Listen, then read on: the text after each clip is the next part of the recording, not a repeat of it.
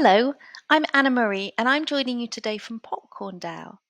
In the next 12 or 13 minutes, my intention is to share with you some of the reasons why I believe that DAOs and DeFi are incredibly interesting tools for making philanthropy more community-led and community-owned. And I'll do this by utilizing Popcorn as a case study. You could think of Popcorn a bit like a bank of the people, with saving accounts that return interest on your savings. The difference to a normal bank is that 1, we utilize cryptocurrencies instead of fiat. 2, we utilize the DeFi system, decentralized finance, instead of our current banking systems. And instead of giving you interest, we refer to your returns as yield.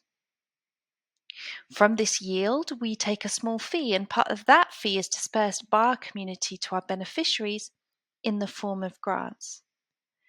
These beneficiaries are all not-for-profits and charities that are providing a public good. And you can see here some of the areas in which that public good is created. To be a community member eligible to vote in our beneficiary process, you would need to purchase our POP token on the open market, and this would give you the rights to vote not only on our beneficiaries, but also on the governance of the project itself. In this way, all of our community members are invested in the well-being of Popcorn overall. So one of the first questions that you might have is, what is a DAO? Well, a DAO is a decentralized autonomous organization that utilizes blockchain technology to ensure that when certain decisions are made, they can't be changed. This is due to an incredible piece of innovation called a smart contract. Smart contracts allow us to track all decision-making on-chain and ensure that no human can interfere with the decision once it's made. This is the autonomy part of the term DAO, and it's why blockchain technology and DAOs themselves are sometimes referred to as trustless technology. Blockchain technology also enables decentralized decision-making, hence the decentralized in DAO, since the smart contracts allow different areas in a project to make decisions autonomously with no one person in charge. The second question you might have is, well, what's DeFi? DeFi, or decentralized finance, is a financial system where the only intermediaries are the smart contracts themselves. This allows those in DeFi to move cryptocurrencies and financial information around the globe in a way that's impossible to do currently without institutional intermediaries. Therefore, currently, DeFi is borderless and enables all of us that are involved in the DeFi system to directly move finances and financial information to anyone else in the system. So let's bring this back into the context of Popcorn and the key reasons that I think that DeFi and DAOs are changing the way that philanthropy happens. To start with, the beneficiary process and all of the financial grants that are dispersed through it is fully transparent, since all transactions on blockchains can be viewed by anyone as long as you have the relevant information and you know where to look. In fact, it's not just our beneficiary process that's transparent. As a DAO, our treasuries are all on-chain, which means that all our financial interactions are on-chain. And so, with the correct address, any of you could see exactly what's been happening in one of our treasuries at any given time. As you'll see in a few minutes when I give you a sneak peek at the beneficiary website that's currently being built, every single step of the beneficiary process will be fully community driven.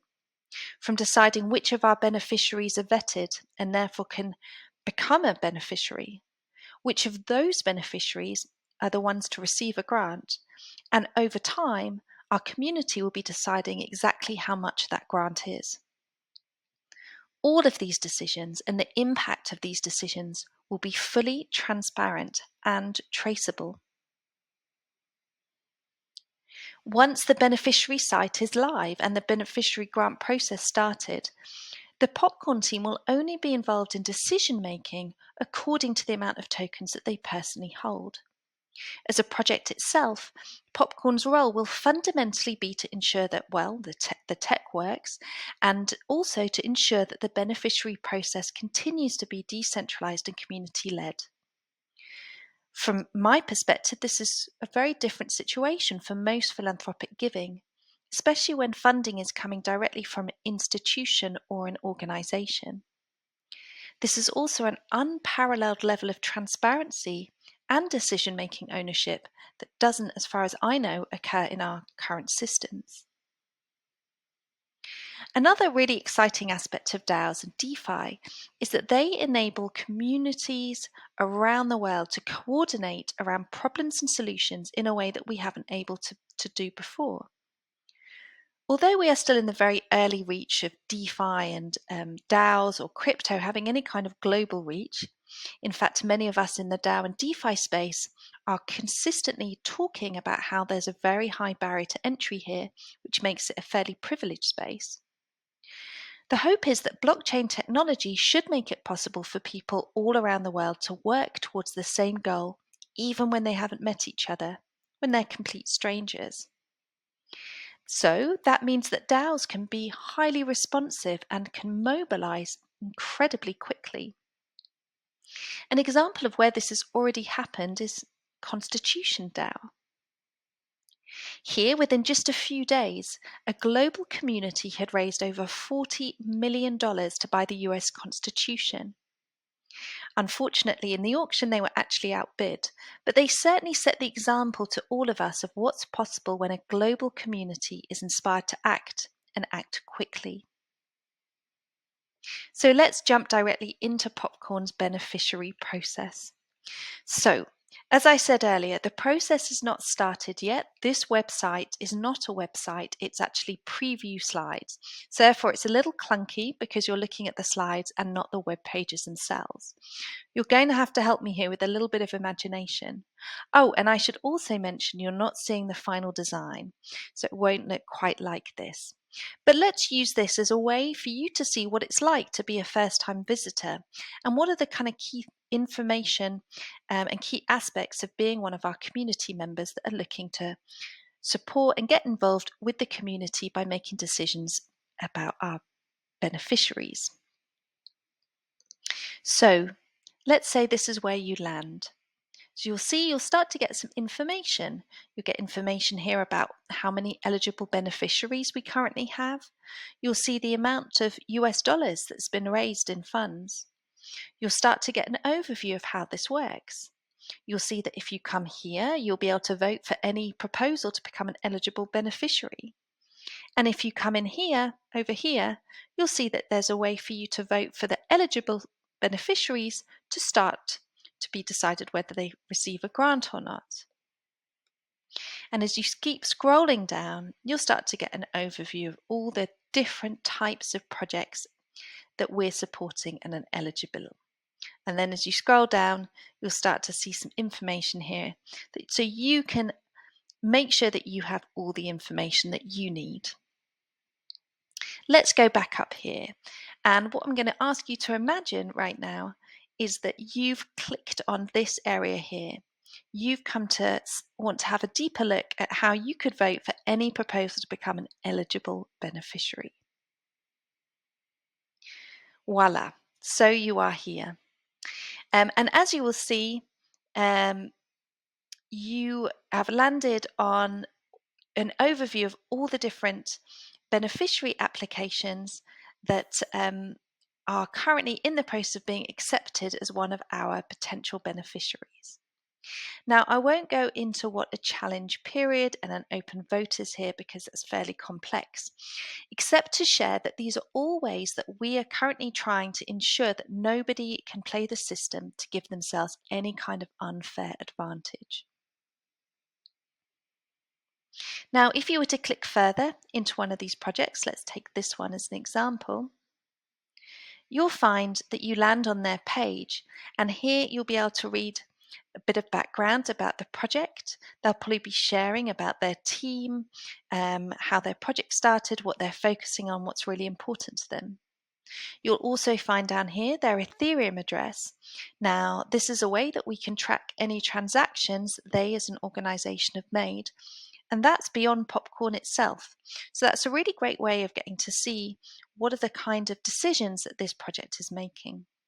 You'll also be able to come down here and click straight through into one of their social media channels to get a better sense of who they are. You'll also see that here we ask for something called proof of ownership. That's just a small way that we can ask a beneficiary to prove that they are who they say they are. And one way that we can do that is by them sharing their Twitter page. If you scroll back here and if this was the live site, you'd now be able to click on gallery and see lots of pictures and perhaps even some videos that the project has made. And you'd also, if they had chosen to do that, see any kind of impact reports that they had loaded. So you would be able to read about what's the work they're doing and how impactful has it been. Overall, we have designed our system so that every beneficiary has enough information. Every beneficiary has to give enough information for community members to be able to make an informed decision. Clear information is key to decentralized decision making, especially when the decision-making community might be a global one. You'll see this emphasis on information in one of our other partners, Giveth. Giveth are another Web3 project that helps people all around the world to give crypto donations to different projects. Clicking into one of their verified projects, you would read all about their work, as well as getting updates and being able to see their financial transactions. So let's jump into this one, Unchained Fund. So we click on the Learn More and we scroll down. Firstly, we're able to read the information about what this project is, what they're doing, what matters to them. You'll also be able to get up-to-date updates about that work and how how far along in their project they are. What's really interesting is that here you'll be able to see and track all the donations that have come to them through this website. You'll be able to see what address, perhaps, or if it was anonymous, how much that donation was.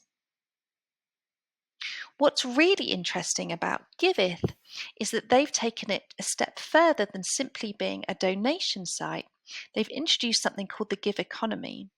At its simplest, how you understand this was that if you were to donate through the Giveth platform, you would receive up to 75% of your donation in their token, which they call Give.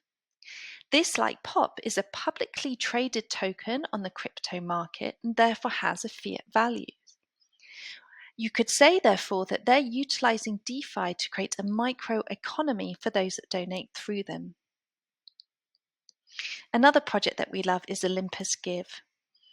The Olympus Give program, in a similar way to Popcorn, also enables product users to donate some of their yield, which we talked about earlier being similar to interest, to various projects within the Web3 system.